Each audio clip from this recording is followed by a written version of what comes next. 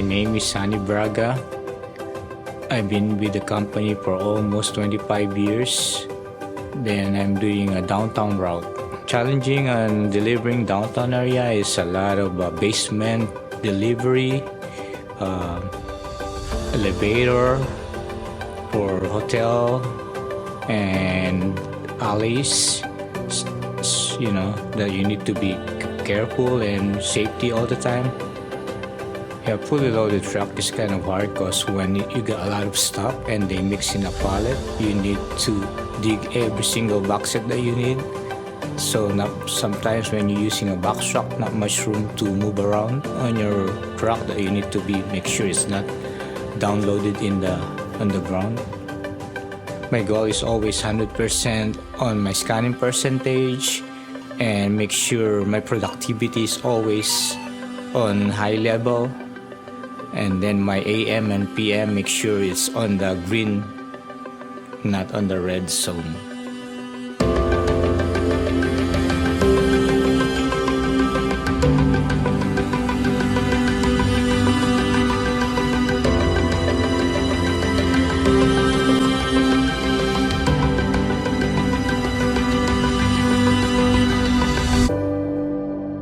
My name is Dominic Minopace. I've been working for U.S. Foods for 19 and a half years.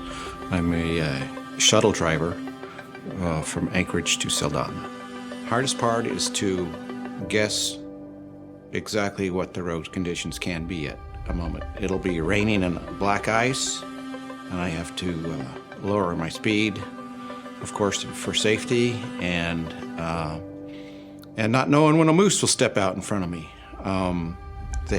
At this time of year, they've been chewing on bark all year, so they'll go out in the roads and they'll lick the salt off the roads. Most enjoyable is I get the time by myself. I like to work alone, like I say. There are nights when the northern lights are out and it's very beautiful. I get to see the stars. I get to see falling stars, which is really exciting. And just to be able to set the two drivers up with their freight for the day, and they depend on me to get there on time.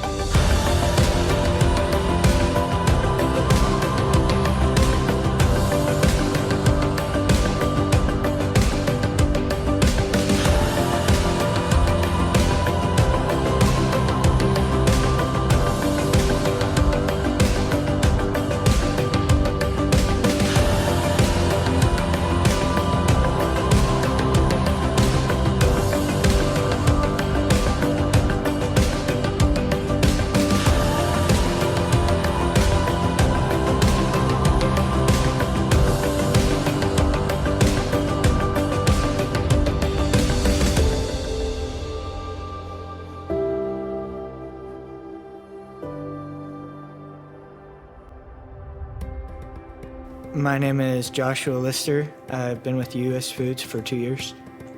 Ben Maddox.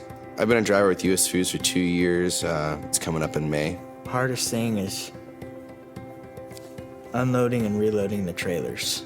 Making sure that you got it right, you didn't swap any pallets, everything's where it needs to be.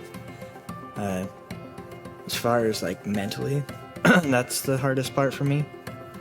It's probably just getting up and getting going for the morning, because once you get up and you're set, you're good. But we have pretty early start times here. A typical day is show up here probably just about 4 o'clock, and then Joshua or I will both be loading the trucks and get everything set up and prepped, and then we generally get about an hour and a half drive down to Homer, and then you get down there, and then it's just constant stop, go, stop, go, stop, go at every stop. And it's a lot of run up the ramp, get your stuff, run back down, drop, get to the next stop, consistent. Then you come on back here to the hub and Kenai area, and really we do your post trips, your pre trips, and make sure that everything's nice and good. So for the next day, you're prepped and set. Seward is always icy. Always icy. Usually, if it's snowing here, it's raining there.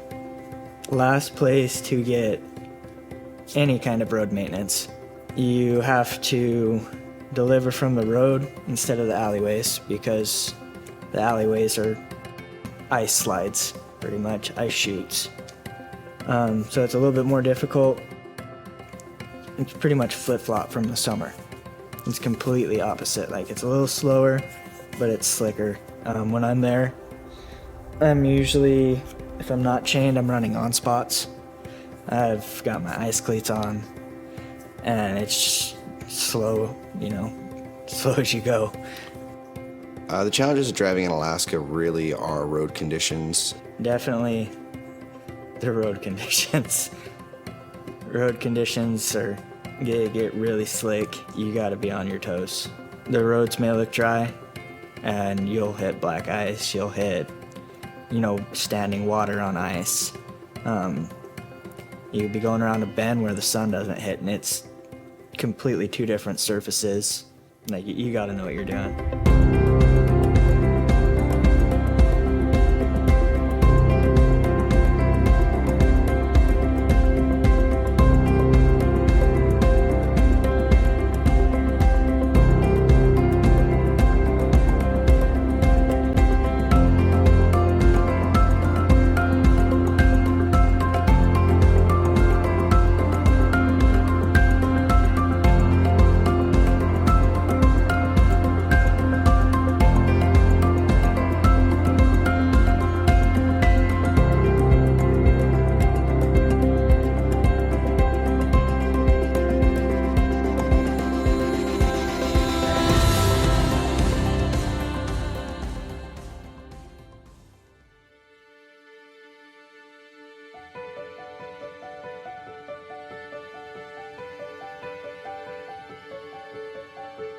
My name is Joseph Wilson. I've been with the company for less than a year, and my route is Girdwood.